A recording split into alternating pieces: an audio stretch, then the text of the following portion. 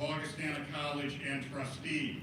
Doug Harvin, a faculty member in our Department of Philosophy. Dr. Megan Harvard-Rockwell, a faculty member in Spanish. Dr. Mary Arnold Nagelheins, a member of the Political Science faculty. Anna Castro, a 1995 graduate and administrator in our new Clio program at Augustana College. Kelly Bethke, a coach and faculty member at Augustana. And Lauren Hull, a current student and Rock Island County native. As members of the search committee, and you have exercised your leadership at Augustana College, you made a tremendous difference at Augustana College, and that difference has been made for our students. Before I conclude my comments, let me thank each of you who have served on the search committee. May we give a round of applause for the opportunity.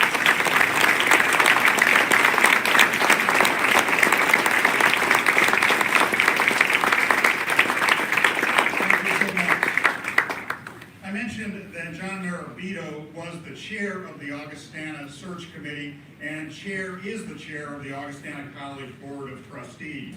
To be honest, there couldn't be a more strategic, committed leader to this college than John Marabito.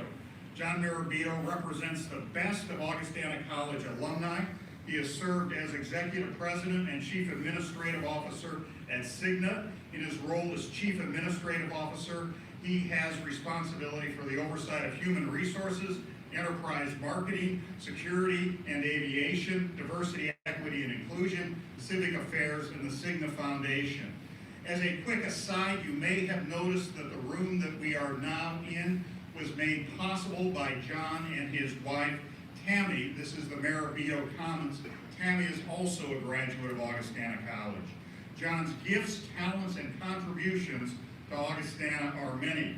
At this time, I will pass it over to John, who will be joining us by pre-recorded statement.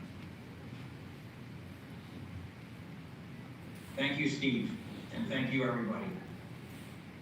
I'd love to be in person with all of you right now, but unfortunately, work commitments have me traveling today. I'm up in Connecticut. But I can assure you that my heart is right there with all of you in Rock Island, and I sure wish I could be there. Before I say anything, let me add my thanks to the entire search committee who worked tirelessly to get us to this day. I'd also like to thank our search partner, Academic Search, and a special thank you to Sherry Curran, our general counsel, who was critical to a great outcome from the very beginning of this search process. My wife, Tammy, and I are the people we are today because of the 4 transformational years that we spent at Augustana. We believe in the learning and growth that happens in small groups, both inside and outside of the classroom. We believe a liberal arts foundation is ideal preparation for a fulfilling career and, more importantly, a joyful life.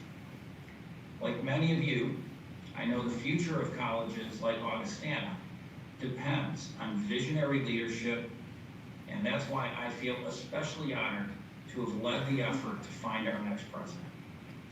Let me tell you, this was a tough job. We started our earliest planning close to 3 years ago, and the process really began to heat up in January of this year when President Walz announced his retirement. Through the process, we reviewed extensive materials from over 100 qualified people who showed interest in being the next president of Augustana College. We started extensive interviewing in September. Some of that was virtual, some was in person, and of course, we had multiple interviews with a number of people. We expected great interest from great people, and happily, we ended up being really just totally blown away by the quality of the leaders that this position attracted. And this has everything to do with Augustana College's standing as a leader among private colleges in this country, and especially in the Midwest. The number and quality of interested candidates far surpassed typical expectations. Now, big numbers can sometimes complicate aspects of a search, But it was enormously satisfying to see the interest and to realize how many people wanted to lead this complex organization in these very complex times demonstrates just how strong and desirable Augustana College really is. In November, the search committee met with the Board of Trustees to offer a formal proposal and nominate one candidate to become the next president of Augustana College. The board unanimously accepted our recommendation. So, the hardest work is done, and it's time to celebrate as we introduce the person who was unanimously chosen to lead Augustana College into a bright and bold future. So, on behalf of the Board of Trustees, we are proud to introduce you to Dr. Andrea Talentino, who, beginning in July of next year, will serve as Augustana College's 9th president. Please give Andrea a hand.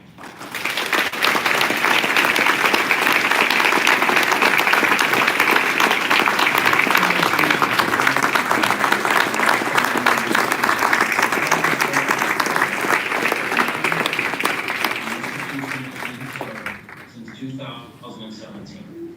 Before Nazareth, she served as the Dean of the College of Liberal Arts at Norwich University in Vermont. And before that, she was Associate Dean at Drew University in New Jersey. She's also held positions at Tulane University, Princeton, and UCLA. She earned her bachelor's degree in political science at Yale before completing a master's and doctorate in political science at UCLA. She also holds a second master's degree, having earned an MBA with a concentration in organizational leadership at Norwich University.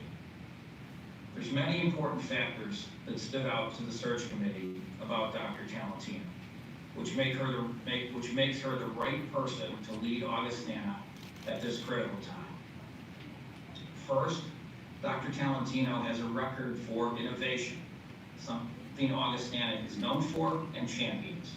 As an institution annually recognized by U.S. News and World Report, continuing to have an innovative leader is critical to our future. Our leader also has to be strategic and have the ability to put strategy into action, to execute. Dr. Talentino has demonstrated these qualities. Her commitment to initiatives focused on diversity, equity, and inclusion also matched what the search committee knew was a necessary quality in our next president. This was really critical. Very importantly, Dr. Talentino possesses a genuine interest in serving students. Our committee saw her as someone with a deep desire to create an environment where students feel both supported in their endeavors and stretched to reach those goals that are just beyond the horizon. Dr. Talentino demonstrated to the committee that she's someone who can connect with the college on the highest levels and not be daunted by hard work. We felt sure that she has a desire to embrace the values, the principles, and the beautiful traditions of our institution, while also fully understanding the challenges facing private colleges in 2021. Relationships are also critically important. Augustana's strong foundation is based on thousands of personal relationships. Dr. Talentino is a person who will commit herself to connecting with the Augustana community, including our alumni around the world. Finally, we see her as someone who is committed to community. She's eager to know and embrace the Quad Cities community, and she will help uphold Augustana's commitment to our hometown area.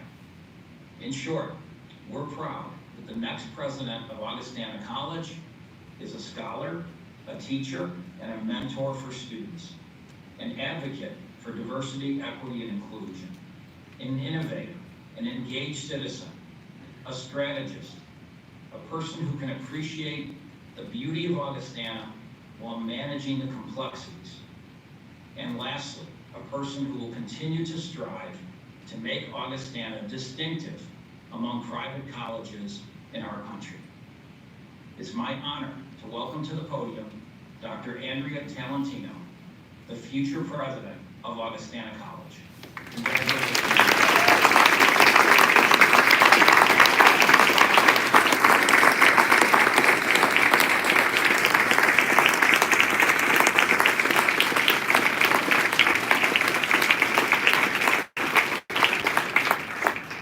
Thank you very much, and it's super exciting to see such a full house. Good morning, Augustana. It's great to be here. I also want to add my thanks to the selection committee. Especially when I heard it, it's hard no matter what. But when I heard how many things they had to sort through, and I know how long the letter was that I wrote, they did just an amazing job, and I know that's intense time. So thank you to them. I want to thank all of you for being here, and also our streaming audience as well. I have a few family and friends who are on that audience, and so I appreciate them being here. And most of all, I want to acknowledge the great leadership of Steve Balls and his partner Jane. I just know they've done amazing things for Augustana as I've spent time over the last few days, and even before that, talking to Steve, talking to Jane, talking to people about what they've done. I mean, it's clear that their 19 years have been extraordinary, and that there are some very, very big shoes to fill. So thank you, Steve.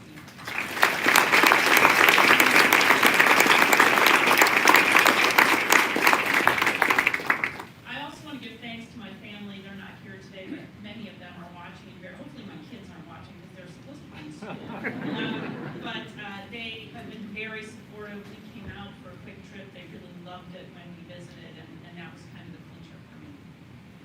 So I know a lot of you are asking what drew me here. The easiest answer, I think, is that I love the mission. Quote, to prepare students for lives of leadership and service in a diverse and changing world.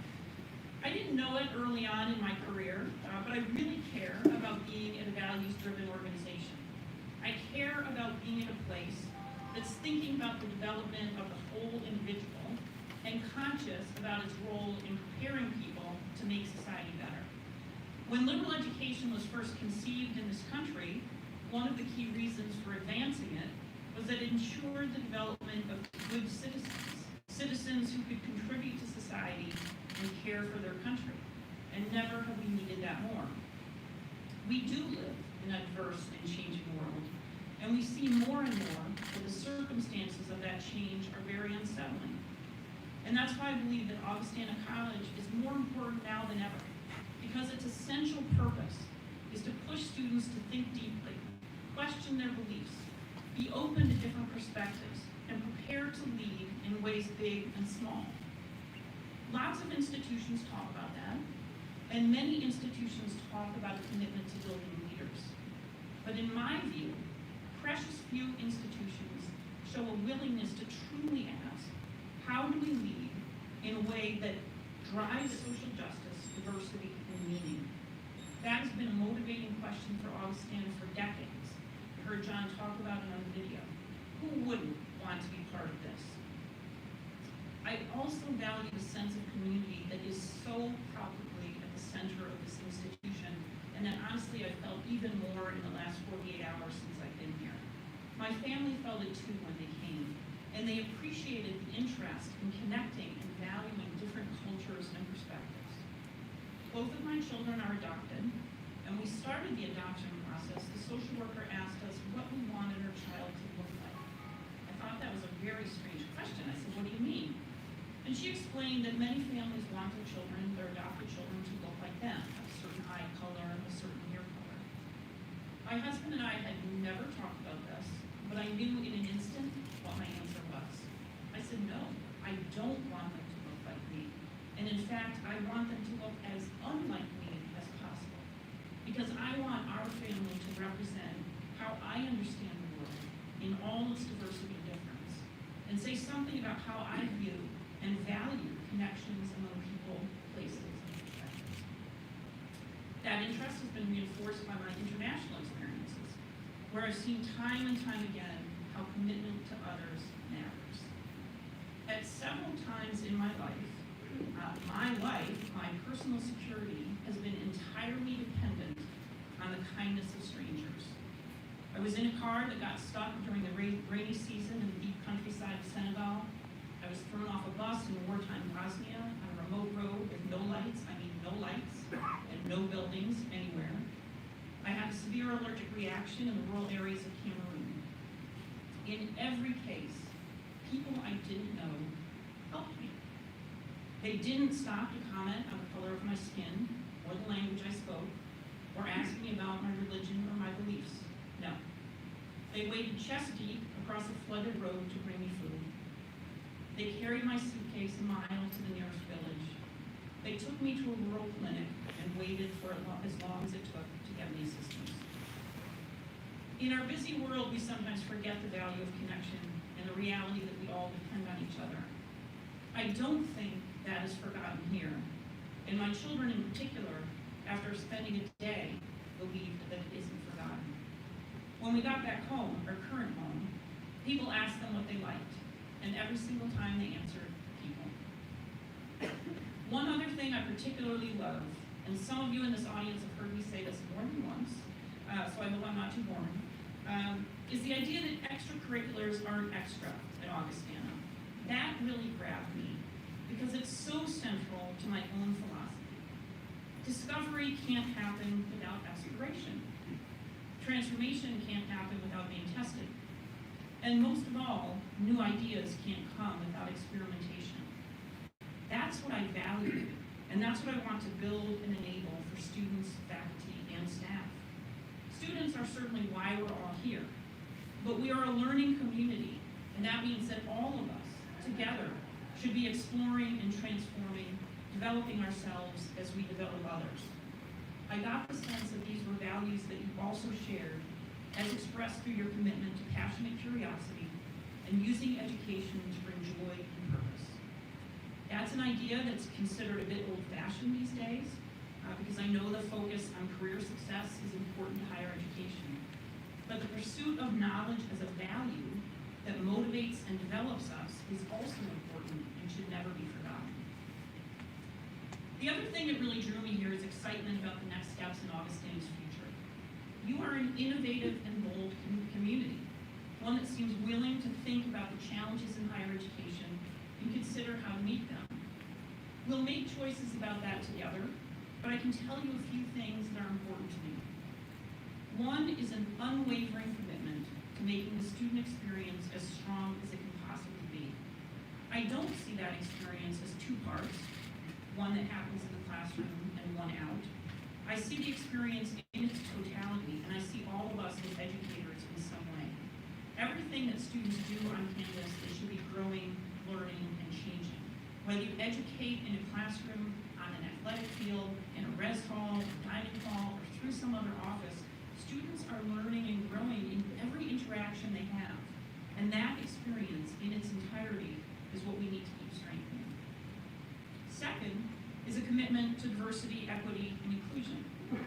Our society is built on inequities. That is a fact. Augustana should be a place that begins to address those inequities, both by confronting the ways in which they shape our own community and by preparing our students and alumni to confront them when they engage outside the campus and long after their time here is over.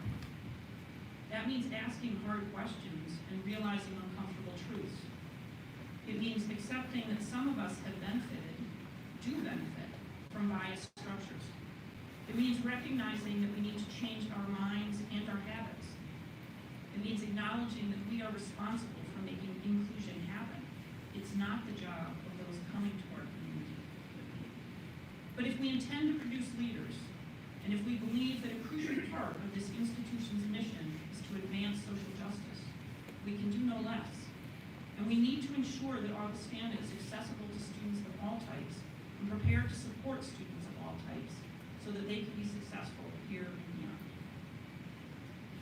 The third thing I care about is preparing students to engage in their life beyond Augustana.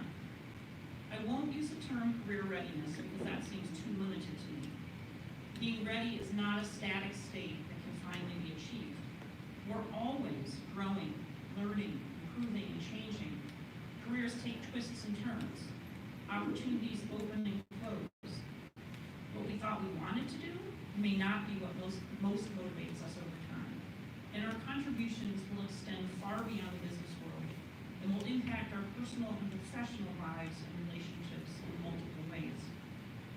The arc of what is meaningful to us will extend beyond our specific career, and our career itself may be multiple, plural careers.